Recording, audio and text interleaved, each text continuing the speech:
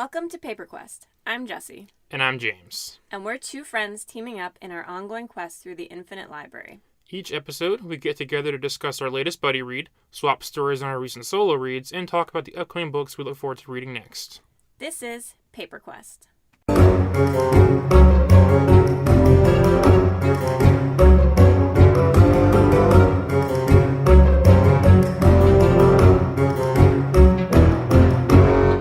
All right, so this week, we recorded our last podcast, Flicker in the Dark, maybe days ago. Mm-hmm. So we flew through this book, had a pretty similar thought process on it.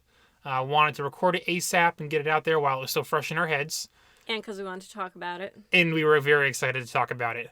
And in general, we're going to move our pre-game book discussion, our bi-weekly reads. Yep. Current reads and what we're starting and hoping to read to separate podcasts. Yeah, we're going to make that our side quests going forward. So we'll just do a spoiler-free description review of our current buddy read, jump into the deep dive and the spoilers in case you want to continue more, and then summarize what's coming up next.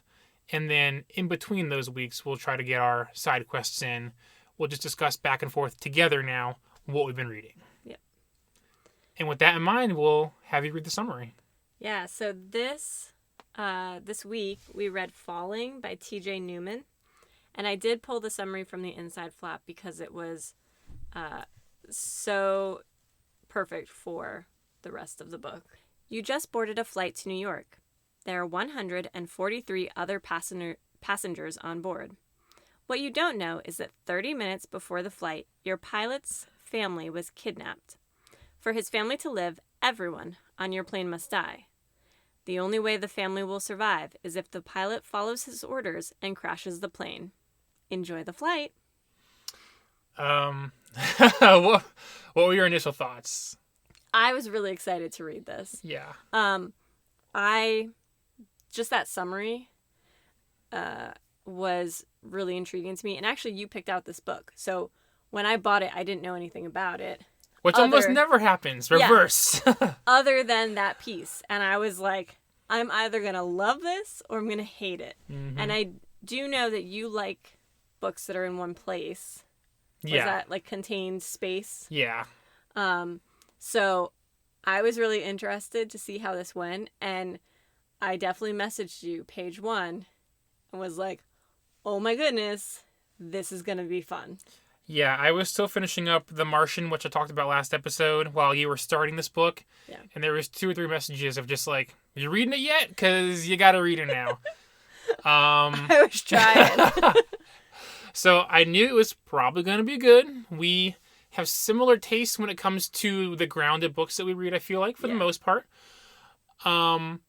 I have an extreme fascination with everything airline, from the airport to the airplanes. I'm not like a genius. I can't break down a plane for you, but I have like an extreme fascination. So when I saw this book in stores, before I even read the description, it was called Falling. It was a thriller novel. There was a picture on the plane on the front. And I was just like, this is something I'm going to want to read. Yeah, I'm just a big plane guy. Even the boring stuff, like when you have to wait in line at the airport, I just love all of it. I'm just a weird, No, I definitely understand that. And if you've ever heard any of our podcasts, you know that I have an issue with pace. And the pace of this from, like I said, from literally the prologue, which I almost never read, and I did here, to the very last 10 pages was, I don't want to say breakneck, but it was constant. There was a lot happening the whole time. Yep, 100%. There was almost no slow period in this. And if there is, it lasts a second and it's on to the next thing. So, again, spoiler free, we have a pilot and his family has been kidnapped and he is given a choice.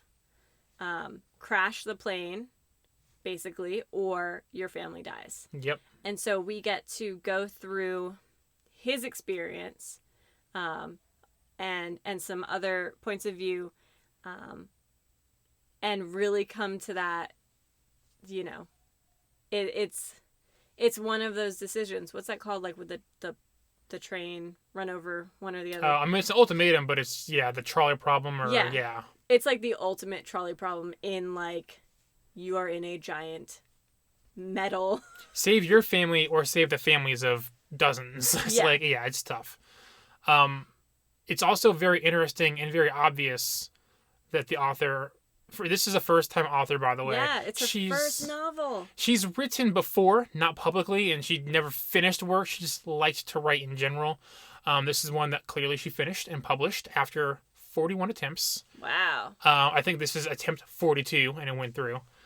And now it's going to be like a movie, so that's insane. You can tell that she was a stewardess at one point because she puts a big. Did you notice that? I mean, I it was extremely detailed, but I didn't.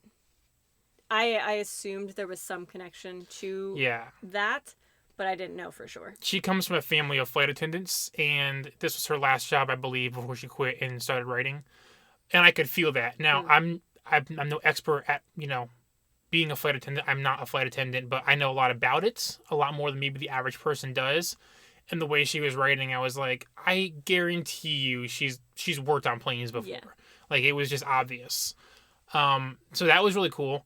And it was really clear, too, that she a big part of the book is how flight attendants are like family in this book. And a big focus is put on them. And I could feel that. I was like, you can see that she knows how this vibe works. So I think, again, in the spoiler-free realm, you can probably say that we both highly recommend this book. Mm-hmm. And you should go read it right now. Yep. The only other thing I'll say is, and this is not a negative, I almost, hit or miss. I can tell this is a first book from someone. I can tell that this is a debut book. I could feel it in some of the way the story was presented and some of the dialogue, but I didn't knock like a star off or anything because I was just like, first novel or not, mistakes or not, there's no changing the fact that this story is just so good. I didn't know it was her first novel until I was done. So okay. I think I very much, with books like this, can enjoy just the moment. And I don't even care if there's typos. I don't even, it was that, and there wasn't. But it was that good. I couldn't find any. Where it was like, I'm having a great time. Oh, It doesn't have to be the most prolific or most, amazing writing I've ever read. But, I am super enjoying every moment of this. Well, I read some reviews after I decided. I know I said forever ago I don't read reviews. Once I review my own book, I will read reviews. But some people were like, "Oh, it's generic. Oh, the characters were stereotypical," and I was like, "Well, I guess maybe, but that's not the true point of the story here. No. That seems really harsh on it. Oh, mother and her two kids," and I'm just like, "Well, who cares about any of that?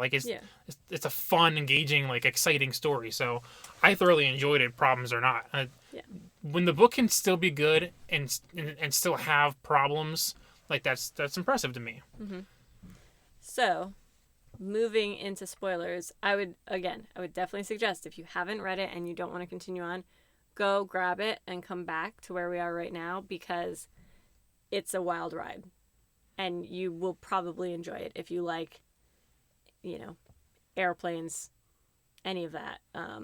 Thrillers, just no-win situations. Yeah, it's really crazy. So, moving on to spoilers, I'm really excited to talk about this, and I've had a really hard time waiting for you to finish. Well, and then, of course, we don't want to talk about it too much because then we are repeating ourselves in the podcast. So now we can finally talk about it in detail. Yeah, basically before a podcast, it's like, where are you? What just happened? Depending on who's kind of in the lead. So it's just generically I like this book. Do you like this book? or every once in a while, hey, I am not finishing this book. I can't do it. I'm trying real hard. Yep. But those are much less. So, in this book, our main character is Bill, and he is a pilot, and he puts his career first. And the difficult decision to do that, but well, yeah. he puts his career first in. He wasn't supposed to go on this flight. He was supposed to go to his son's soccer championship, and he got called last minute by a good friend. Was like, "Hey, I need you to take this flight."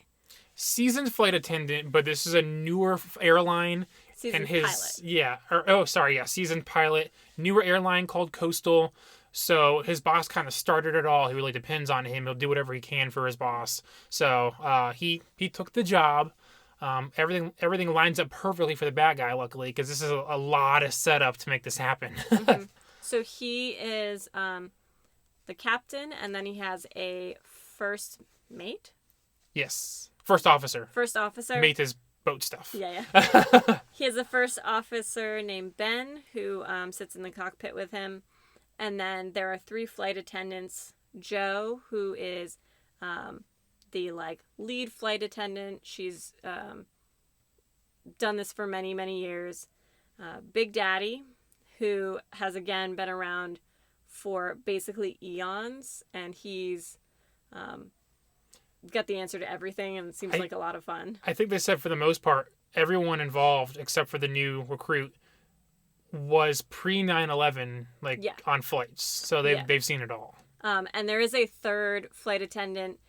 We believe her name is Kelly, but she was so inconsequential that neither of us wrote her down until the end of it for sure. But yeah, I mean, she played her role, but she was not the biggest focus. But she was there. She was 3 months in. She had just got out of school. She was like, they didn't prepare us for this.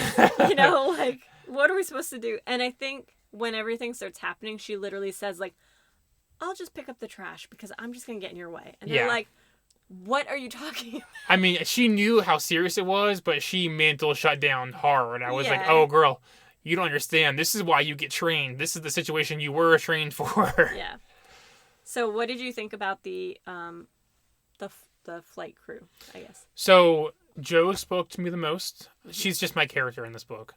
Sometimes there's just a character that sticks out immediately and you stick with him the whole book, and it was Joe for me. So I will say, and I wrote this down to make sure to come back to it, but there was 1 minute, literally 2 pages, where I was like, is Joe in on all of this? And I was waiting for that. I was literally having a mental breakdown of she better not turn on all of this, because I loved her so much that I just thought maybe the author's trying to kill me. Yeah, because there was always this contingency plan. If you don't do what I say, either this way or that way, there's a backup plan on the plane. I'm like, ooh, flight attendant, ooh, passenger, I don't know. Yeah, so we were constantly, until we knew who it was, there was this constant who is it feeling? Is it one of the flight attendants? Is it one of the passengers? And Joe's you get her perspective of looking around going well, that guy looks a little weird, or he looks kind of big, or Well, and relatively speaking, we, the reader, learn who it is quick. And it's Ben, of course. Yeah. We learn it quick. So that's the paranoia that we don't know who it's going to be or whatever. It's out of our brains. Okay, we know it's Ben now. The situation is here. Yeah. He's got to deal with it. But for the whole rest of the book, no one but Bill knows that. Because they're in a locked room. Yes. Yeah. So the whole rest of the book, the flight attendants are still waiting for the reveal, and they have no idea who it is, and just oh my god, this is rough. So let's talk about Ben for a second. Okay. He is jovial and fun, and he's looking at the 3rd flight attendant. Joe's trying to get them maybe to go on a date or something, and then he literally turns. We learn that Ben is also a terrorist, and Bill turns on him with a gun and just goes, "Sorry, boss." And I literally gasped out loud. I was like, oh, yeah. No! It was a really good surprise, because so much of the beginning of the book is just making sure, because even Sam down on the ground is here's a protector screen so your first officer can't see what you're saying. So put on headphones so they can't hear you.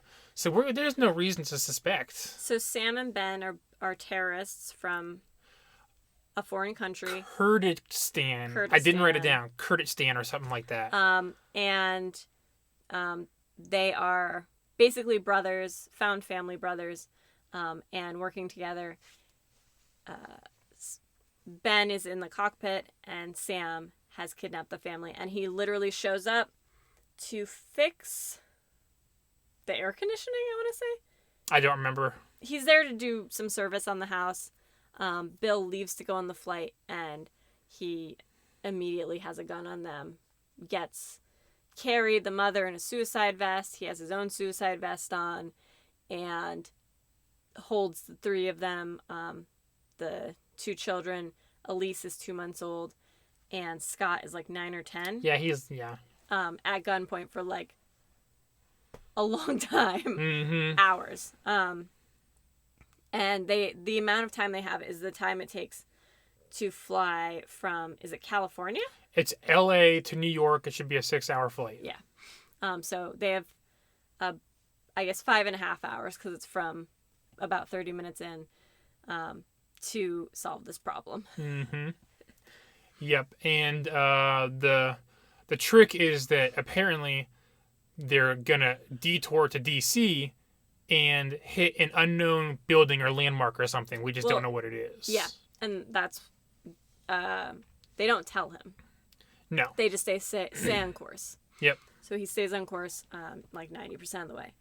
And I was not surprised by Sam on the ground with the family, that was like who it was. But I was surprised by how quickly like everyone was just subdued. Like, I feel like Carrie as a character, the wife, comes off as pretty, not fierce, but like competent and aware, and like, and she's scared, but she can put on that face of like, I don't care, like I'm gonna, yeah, like... her response to him holding a gun toward her and her children was just like, would you like some tea? I think, like...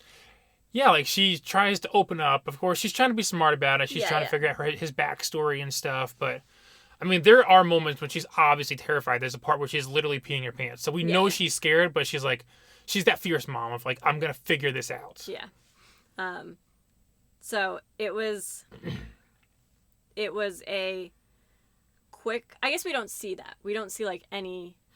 No, funnily enough, for the sake of the story, because there's the trick with the house blowing up, we actually don't get a lot of their back and forth in the beginning. We have to assume a lot, which is fine because we get it. We know how that situation goes. I don't need to hear that they're scared and, oh my God, there's a bomb strapped to me. Yeah, that's terrifying. So I'm glad that we kind of just got past that part. Yeah.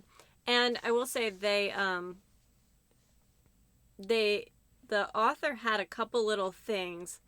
So, like, when Bill, the pilot, was walking on, like, to board the flight, he talks about going through, like, the pilot's place where you don't have to take off your shoes, you don't have to go through a metal detector and stuff. Yeah, the post 9/11 not security. Yeah, and it just, in the moment, it sounded like privilege of, like, yeah, that sucks. I'm so glad I don't have to do that and be here 3 hours early. Well, he says that one girl retired and hates the fact that she has to, like, go through regular security now. And I thought that was really funny because if they did have to go through security, they would have stopped the terrorist on board. But they didn't have to. I also got the feeling, I think they implied that the security guard or what, I mean, you know, the airport guards or whatever, they seemed to be lax. There were certain things they're supposed to be doing, but because it was always the same people day in, day out, they didn't always do what they were supposed to, which post 9/11 now, post this situation in this fictional world, things are going to change. Yeah. So, the other person I really liked on the flight crew was Big Daddy. Thought he was hilarious. And I also... So basically, Bill tells Joe, because they've flown together for like 20 years or something, and he's like, Joe, look, we got a serious problem. And, sneaks the message to her. And he says, this is your cabin. You take control. You're in charge. You handle it. And she calls Big Daddy and the newbie back to her and is like, it's about to get real. Mm-hmm. And Big Daddy's just like, when we're out of here, I'm taking that whole drink cart and we're going to go celebrate. And I'm like, okay. Like, he's probably in his brain like, I've gotten through this many flights. This is probably it. Like, well, the airline didn't pay for those drinks anyways. It's all free, so go for it. but you know what I mean? Like, he's like, my luck's run out almost in his brain. And he's like, all I can do is hope for the best. Yep. It hasn't even gone down yet, and he's ready to drink. Like, yeah. This is the thing that you pray and hope not to hear when you become a flight attendant. No. This is the one thing that's not supposed to happen. And the other thing, and the other person who's connected here is Joe decides to text her nephew. Yeah, nephew, yep. Theo, and he is an FBI agent. A kind of, what's the right word? Like, in the doghouse. Yeah, he's kind of on the edge right now. Yeah, so he made a mistake before. I will say there's, I wrote a list just for my own curiosity, but I'm not going to read the list out. This book, I will say, has a slight negative. Lots of perfect and lucky coincidences. I will say that. Yeah. Like the Instagram kid being on board and stuff, who we never hear from again, by the way. Yeah. But it works. I like it. But lots of coincidences to make this happen. Yeah. So they're trying to prepare the... What did I call it? For DC? They're trying to prepare the passengers for being gassed without telling them that they might be gassed. Yeah. Which, in hindsight, doesn't seem like a great idea because they immediately get stressed out and sassy. And some Instagram kid posts it online.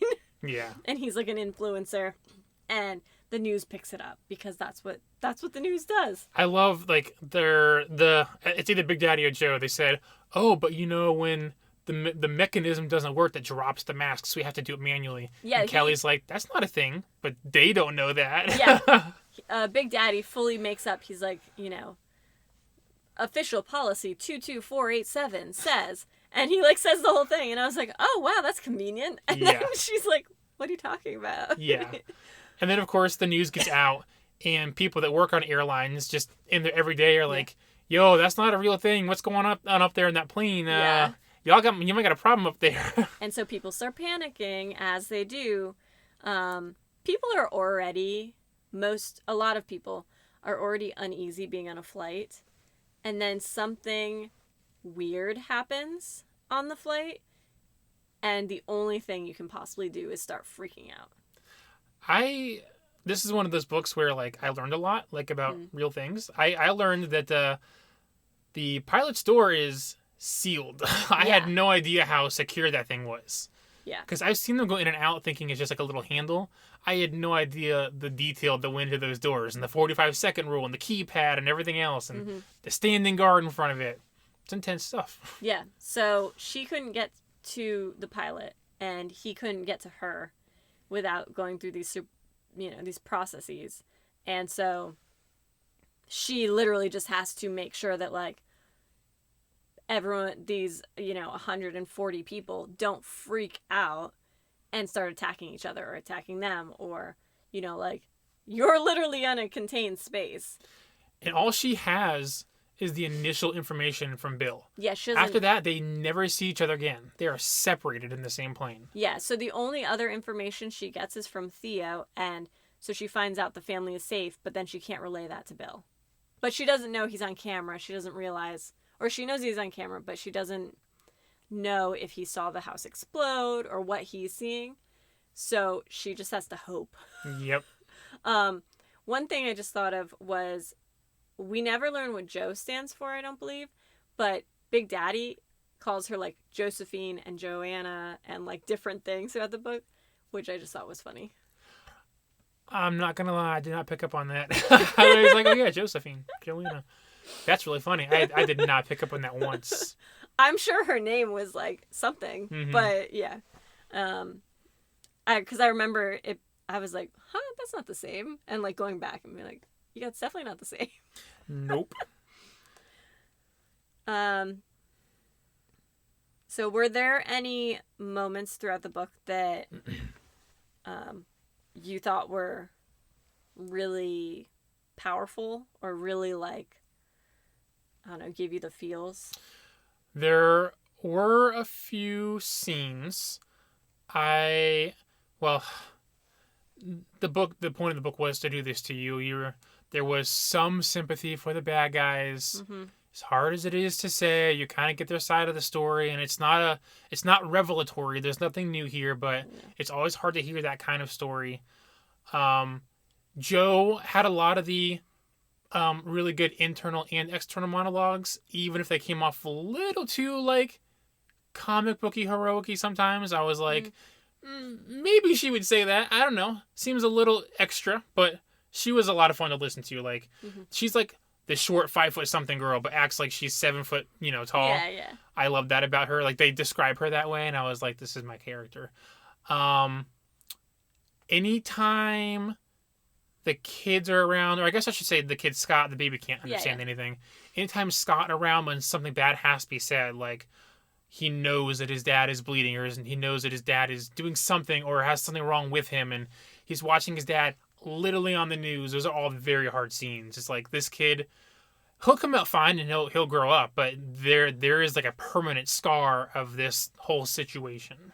Yeah. So one scene, actually, there's 2 kid scenes that like just wrecked me. But one was Bill is watching on the camera, and Elise, the baby, is wailing. Oh yeah. And he can't. Scott can't get her to stop, and the mom is in a suicide vest and can't like properly hold her, make the baby comfortable. They're bound in some way. Yeah. Yeah. And so the terrorist takes her and sings to her in his language against his suicide vest, and she calms down and falls asleep. And this father is watching this, can't help, totally in the air, can't communicate with anyone, and just has to watch someone who is tormenting him and tormenting his family. He poured boiling water on the wife, which didn't really hurt her but freaked her out. Well, it wasn't really boiling water. It was a fake out, which was interesting because I was like, oh, he's just messing with Bill. Yeah. But it scared her, so she screamed, and then they turned off the camera or whatever. And to watch that person then comfort your teeny tiny 2-month-old baby, like mentally, that's like so crazy to me. Yeah. Oh, and he did it to both of them because he helped Scott blow his nose. Yeah. And then Carrie is like, you have kids, don't you? Yeah. Well, and then sweet baby Scott, who is, like I said, 8, 9, 10, at some point, he says, let them go, his mom and sister, and just take me. Mm-hmm. And he's like, this little tiny boy. And I'm like, no. I actually had to go back and reread that because I was like, wait a second, I read that wrong. The 10-year-old didn't say that. And then the dad was like, that is the bravest thing you've ever said. And I was like, oh no, the 10-year-old did say that. Yeah, and you hear from the dad's internal monologue of like, he's trying to mimic what he thinks his dad would do. He's trying to mimic the heroes on TV and stuff, and Scott doesn't realize what take me means. He doesn't realize it means like, okay, I'll kill you and leave everyone else. Like, he just doesn't get it. Bawling. Yeah. I was like, that is so sweet and so terrifying, and please don't take him up on this offer. Well, what the author does is every like 15 chapters maybe, they interject a chapter of like italicized flashback. Yeah. Of like little scenes with their kids and stuff, but it just makes it hurt more, and you're like, oh God. Yes. So, yeah, all that is really hard. And then the other scene that I thought was really interesting and that almost had nothing to do with anything, but I thought was really, really powerful, was at the end we find out that Bill is supposed to crash the plane into Yankee Stadium. Yep. And double fake out. Yeah. And baseball is like the American pastime. And it's the World Series right now. Yeah, and it's Game 7 of the World Series, the last game. And they realize, like, people start trying to leave and people are getting stampeded. And it's from the point of view of one of the pitcher, I think. And they keep playing the baseball game. And it felt very, like, American spirit. Like, they knew they can't get out. Everyone's, like, killing each other to try and leave the stadium. Well, I was going to ask you about that. One of my questions on here was how you felt like they can start funneling out, and technically the players have their own way out. But I was like, how did you feel like about? Did that feel real to you? Would they have played that game knowing the plane is coming? To just like, I felt unsure in that scene. It was cool and awesome and made for like a fantastic story, but I was like, in real life, would they've continued the game knowing that? So the thing that I thought of was it was the same to me as the band on the Titanic playing the violins. Oh, good comparison. Okay. So I was like, this is their home. This is years of American history. And I do think it was just like poetic, like symbolism from the author. But I liked it and I appreciated it. And we didn't know. He could have still crashed into them at that point. Oh, yeah. And so you're watching them make this split decision of like, do we try and flee? Because even if they got out their own way, they still probably would have exploded.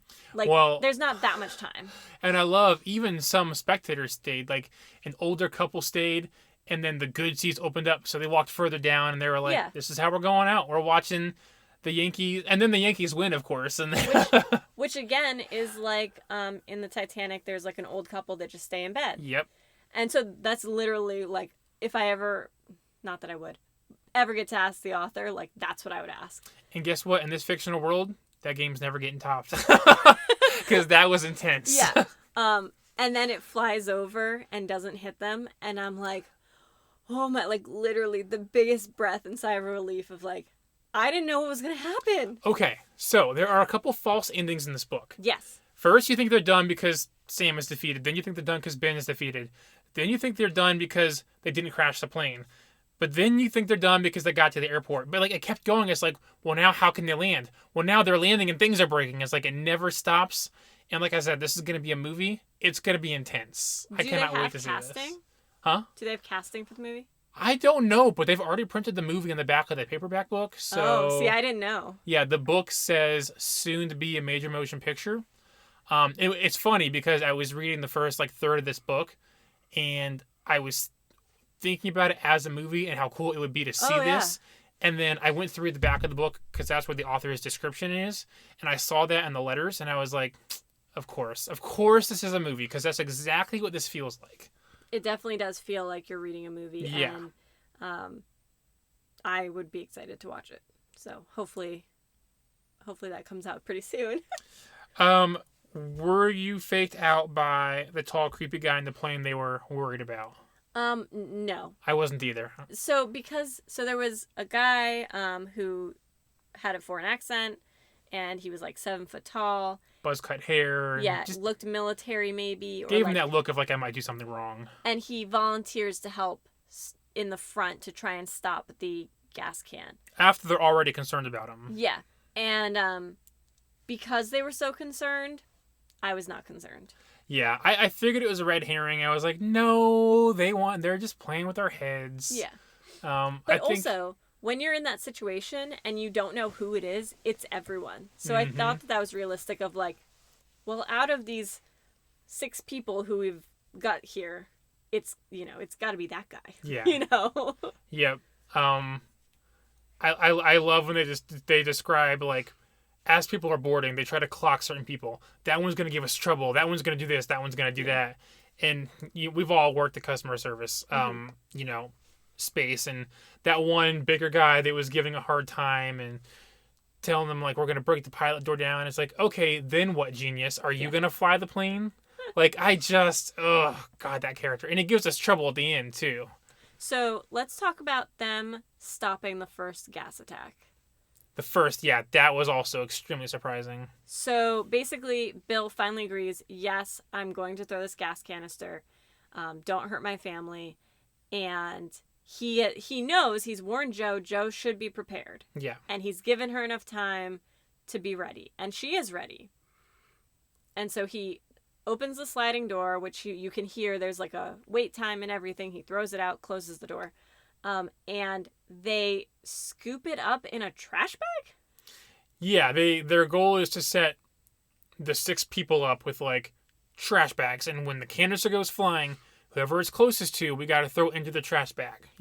Make the basket. And they all put on their oxygen masks that drop down, and that gives them 12 minutes of air. Also something I did not know, which is very scary. I didn't know there was only 12 minutes of oxygen in a mask. I would say if you're already afraid of planes, maybe think about debating if you should read this, because it's real. It definitely... It's very scary real. Like, as I was reading it, I had a lot of stress and anxiety. But, like, in a good way, like a haunted house kind of way. Mm-hmm. So they scoop it up, and they tie it up in this trash bag, and they put it into... Another trash bag, and then they put it into the... bathroom toilet. And close the lid so that it's sealed. Yeah. Now, a lot of the gas did escape, and it starts affecting the passengers, and especially the flight attendants. It does... Mainly Joe. Mainly Joe, because she was the one catching it. They never, by the end, they never say what the gas is called, but it starts to burn your skin and gives you, like, welts and bumps, and your face and eyes go red, and you start coughing and suffocating. I mean, it sounds like poison, of course. Yeah. I didn't realize it was going to affect their skin so much, which was terrifying. But did you feel that was realistic? I don't know if it's realistic, but it worked for me. It worked for me. I don't know that, like, if it's burning your skin, I feel like it would burn a trash bag. That was my one thing. I don't think so. I think that's something that reacts with skin. Natural, like... Maybe. Yeah, I didn't get the impression that it would affect anything besides... Because it wasn't like organic materials, what I'm trying to say. Organic. Yeah, it wasn't like wrecking their clothing or anything. Yeah. So, yeah, that makes sense. Because then you don't want it to affect the plane, because then you're going down either way. Right. And then, 100 pages later or whatever, 50 pages, we get a second gas canister. Which no one knew about, even us or Bill. So, and that was because Ben had it. Mm-hmm. So, Bill looks in his bag, he has a screen protector thing and the one canister, and he's being told, this is what you're going to do. And then we don't know Ben is a bad guy. And he's like, ha ha ha, gas can too. And they're not prepared now. So, they, again, open the door, throw it out, close the door. And Big Daddy basically, like, grenade curls up on it to try and stop it.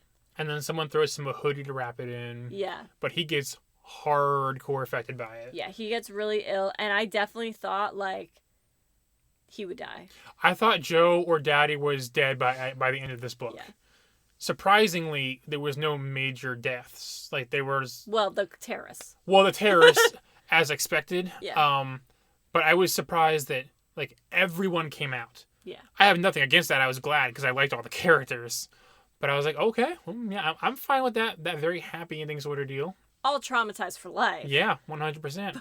Oh my God, the moment that I forgot that is like the hardest, like as far as emotions go, is when the fighter jets have to wait for the command to blow up the plane midair.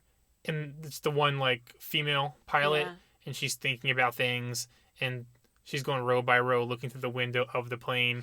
And in the last row, there's a sign saying, help us or whatever.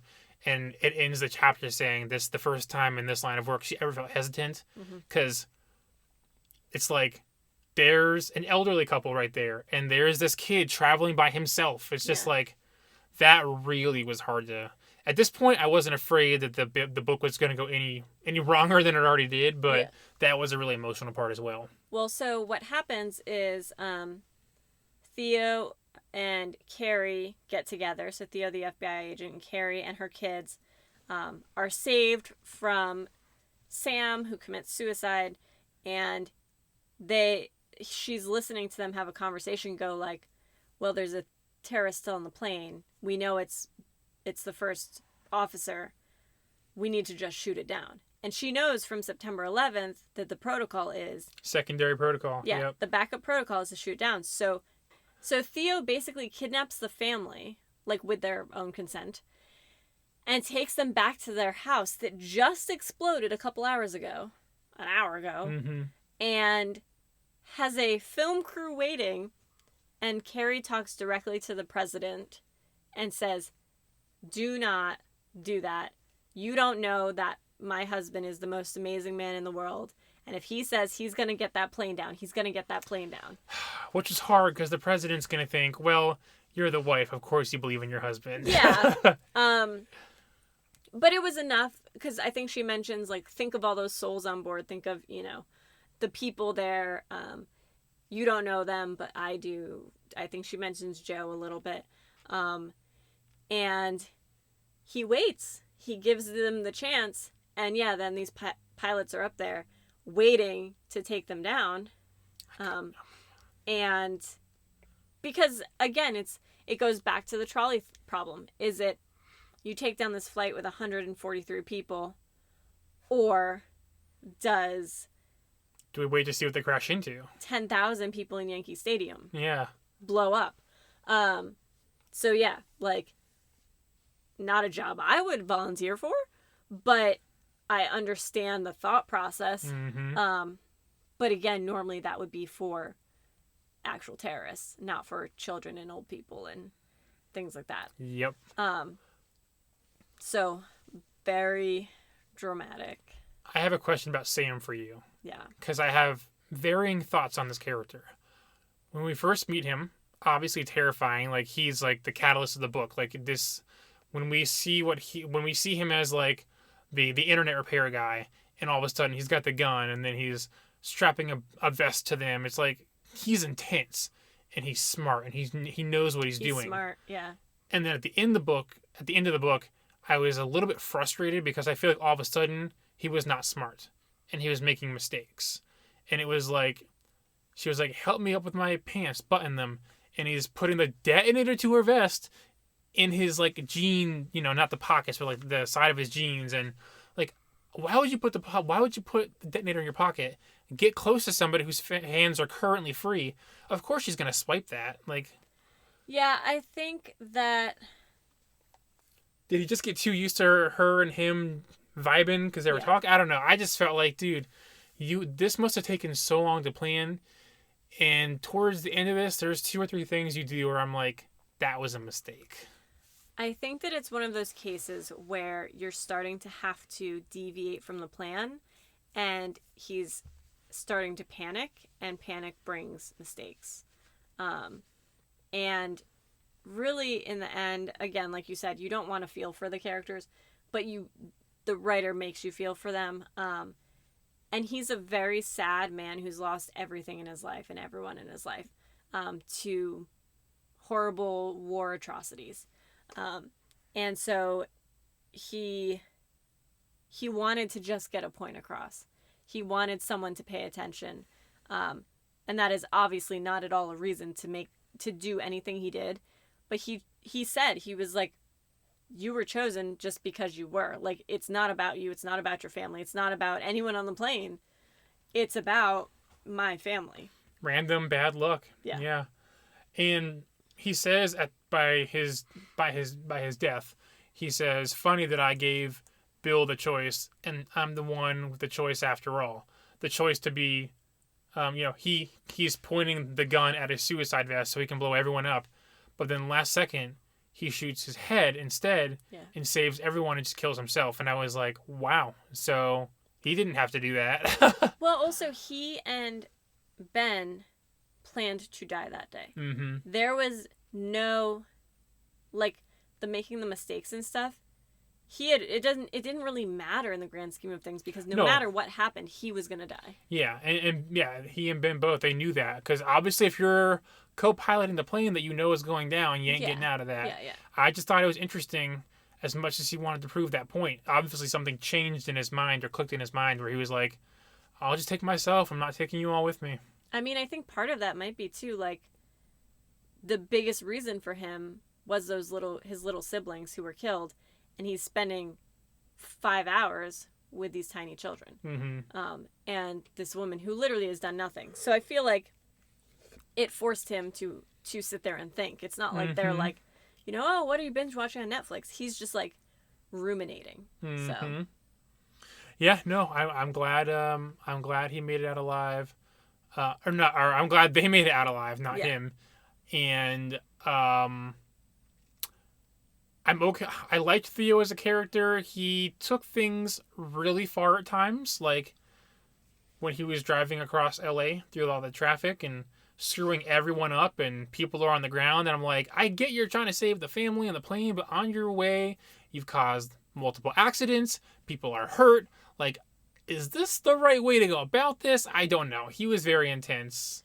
Theo was definitely like a dog with a bone of yes. like admirable. He, tries to save this door-to-door salesman guy and politician guy. But it's not very often that you get suspended with promotion. Right. Like that was so funny. And so he's just trying to save people. Yeah. But he doesn't think through the consequences of his actions. So nope. And then he got on that motorcycle and I was like, oh yeah, this is gonna end well. Yeah, I don't know. He was kind of like he was there to assist the story of the family. And just the story in general. But yeah, I didn't like hate him. I didn't love him. It was just like, yep, he's necessary. Yeah. Yeah, they all felt necessary. The boss, Lau or Lou, or however you want to say it. Yeah, the female cop. Yeah. She was the annoying FBI agent that wants to help but has to stick by protocol and is mad at everything you do, but you get it because her job is no win too, and if she loses, the president loses and DC loses, and it's just like she has to make the hard calls, like start first protocol, start secondary protocol. Like I can't. Yeah. Not enough money in the world can make me make those decisions. That's insane. Well, and for all of her having a stick up her butt basically and being a stickler for the rules and stuff, there is a moment where they're trying to find the family. She knows that there's not a lot of time. And they're like, oh, we need, 30 minutes for the bomb squad to get there and this, that, and the other. And, just wait. And she's like, we don't have time to wait. And she literally just puts a little vest on and goes over to examine the van to see if the family's in there. And she could have died so quickly. And they're all watching bated breath. Yeah, she and Theo are in a similar headspace. But her being as high up as she is, there's only so much she can get away with, but she'll get away with some stuff. Yeah. Yeah. And also, she would rather put herself at risk than have one of her people be at risk. And she knows that Theo and Joe are related, and that would suck, and these little things. So I liked her. I understood her. I feel like I don't know that I felt the same with Theo because he was just like, I'm going to take this bike. I'm going to do this thing. I'm going to run toward the bomb. I was like, we see why you're on thin ice with your company. Yeah, for sure. Yep. Was there anything else that you wanted to make sure we talked about, or do you want to jump to ratings? I'm good. I think we touched on all of it and more.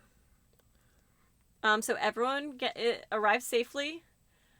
I don't know how the heck they got back from New York to California because I would not be getting on a plane. I would be riding a bicycle. I don't know. One last little scene now that you say that I do want to mention is when I think it was the tall, sketchy guy. Yeah. He unceremoniously pushes the guy down the slide, the guy that messed up. And then he takes the elderly man and they slide down together all cute, and I was like, oh, that's a nice scene. Deserved. He's just a big teddy bear. Yes. That looks scary. So what did you review this? I give it a 5. I was so happy. That means you can reread it. Yeah, so for me, if you don't know, a 5 means it is perfect, must read, will read again. And normally I feel like I can't give a 5 to books like this where there's reveals because I already know. But it was so interesting to me. And a lot of, like you said, a lot of things that the mechanics of the plane and things like that you don't think about. And it was so fast and fun and easy that I think in a year or two, I could definitely read this again. This book is one of the shorter ones we've done in the grand scheme of things so far. 303 pages. Yeah. Oh, really? Yeah. Okay. I mean, well, I was going to say it's just shy of 300 pages. I think the actual story is 290, and then the rest of my book was reader's guide stuff. Yeah. So I was like... Well, I also have the hardcover and you have the paperback. Yeah, so that might have made a difference. But I was like, it's a fast read. You and I did it, I don't know, in 3 days fast. Each. Yeah, it's nothing. It's just so good to have such a good story in such a little amount of time. Mm-hmm. I think this was even shorter than A Flicker in the Dark. Yeah, it was really good. Mm-hmm. Yeah, there's not much more I can say on my end. I gave it 5 stars. I gave it 4 initially. I wavered on it because I did have issues like the millions of coincidences, and I could tell it was the first work, or first published work. But I was like, whatever. I had so much fun. I had the same thought I did when we did the Maidens, not the Maidens, the Silent Patient, where I was like, it might not deserve a 5 100%, but it was so fun and so exciting, and that had like a cool twist ending. It's just like, no, I had a solid time. There's no reason why I can't give this a 5. Yeah. I thought it was great. I definitely recommend. I've already, like, there's people that I work with that I know love to read, and I'm like, please go read this because I need to talk to you about it. I'll pass this book along to anyone that can get to read it. It's great. I would also say, just like our last book and our last author, we're probably going to watch for her next one. Oh, yeah. She did say in the back of at least my book, I don't know if mine has extra stuff that yours doesn't, but she said that she doesn't think she's wasted all of her airline knowledge in one single book, so she's probably going to do something similar. That would be cool. In this little flight world. Don't know what it's going to be, but I'm ready for it. Yeah. Our next book is a bit of a turn. So we are going from thriller to memoir, which is not something you usually read. Is that correct? No, almost never. I've only read memoirs for school, and I think this is also, podcast-wise, our first nonfiction book. Is it? Yeah, it must be. So we are reading Crying in H Mart by Michelle Zhao. Wait, I'm sorry, hold on. Zauner, sorry. Zauner, yeah. Michelle Zauner. And I'm just going to read the summary. I have started it, but I'm not that far in, so I don't know that I could give you a summary. In this exquisite story of family, food, grief, and endurance, Michelle Zauner proves herself far more than a dazzling singer, songwriter, and guitarist. With humor and heart, she tells of growing up as one of the few Asian American kids at her school in Eugene, Oregon, of struggling with her mother's particular high expectations of her, of a painful adolescence, of treasured months spent in her grandmother's tiny apartment in Seoul, where she and her mother would bond late at night over heaping plates of food. As she grew up moving to the East Coast for college, finding work in the restaurant industry, and performing gigs with her fledgling band, and meeting the man who would become her husband, her Koreanness began to feel even more distant, even as she found the life she always wanted to live. It was her mother's diagnosis of terminal cancer when Michelle was 25 that forced a reckoning with her identity and brought her to reclaim the gifts of taste, language, history her mother had given her. And I did have to Google this person, and I looked up, her band, Japanese Breakfast or something? Oh, it's different in the book. The name of the band is different. Oh, they changed the name of the band? Well, unless I'm not far enough into it.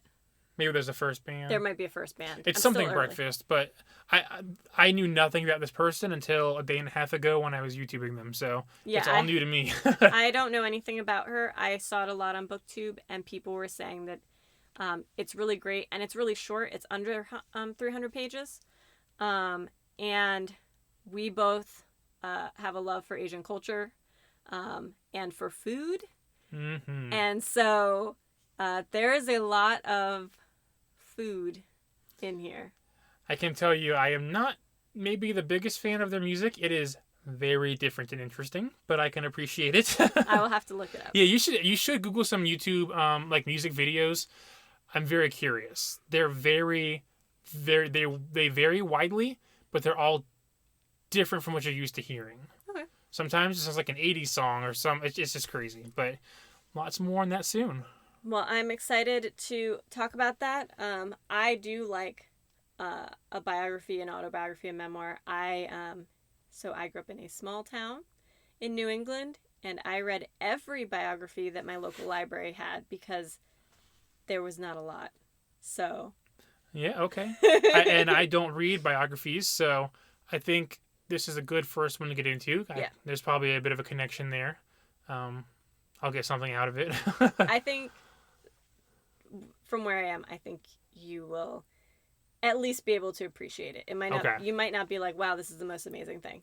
But I'm only like maybe 10% in, so. I'll have to see how I rate someone's literal life, I guess. I don't know how one does that. True. Well, No, your book was a 1. Your life sucked. Like, what do you? I don't even know. well, no matter what, it will be an interesting conversation. So I'm looking forward to it. And with that, please rate and subscribe wherever you are listening to this podcast. Follow us at Paper Quest Podcast on Instagram, Facebook, and YouTube. And leave us a comment so we know what books you're reading and if you have any memoirs that we should read in the future. Check Facebook at the top of the page for our upcoming episodes. Be on the lookout for our revamped side quests. And check out the $1 Patreon for early access episodes and to generally support the show. Until next time. Bye. Bye.